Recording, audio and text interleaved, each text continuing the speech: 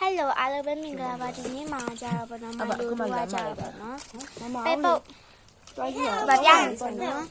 ဒီမှာတငယ်ရှင်းနေနေပေါ့နော်ဒီမှာဖုန်းဆက်တာဒီနေ့ကမိုင်လူရဲ့မွေးနေ့ဆိုခါကြတော့ဟွာပေါ့နော်သူတို့တွေကိုမောက်လိုက်ဝယ်ကြရပေါ့နော်အပြင်မှာတော့ပဲပြီးတော့အိမ်မှာစားကြရပေါ့နော်အားလုံးမစားကြပါဘူးဒါယွန်းစားပါမိုင်လိုကကြတော့ပဲပုတ်ထမင်းစားရပေါ့နော်သူတို့တွေကကြတော့အဲ့ဒါစားရတယ်ဘာစားလဲဟုတ်ကဲ့ရှင်သူတို့အဲ့ဒါ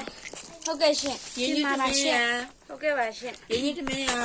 ဟုတ်ကဲ့ပါရှင်ရင်းကြီးထမင်းနဲ့အာလူရင်းကြီးထမင်းရအာ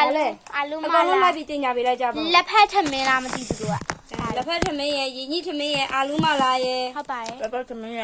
ကြက်ရီကွန်ကြော်ရဗာလဲဂျူမုံတုတ် spicy ရအားလုံးမစားကြပါဘူးမစားတော့ပါသမီးဒီကမှငယ်ဒီလေးပါစားချက်ဆက်တော့ဆက်နော်ပြောဒီမှာဟောဆော့အရှင်နေတော့ခဏငားမယ်နော်ဒီမှာဒါကြတော့အကုန်လုံးပဲလာပါနော်ဟုတ်ကဲ့ရှောကလက်ပါဒါ kiwi juice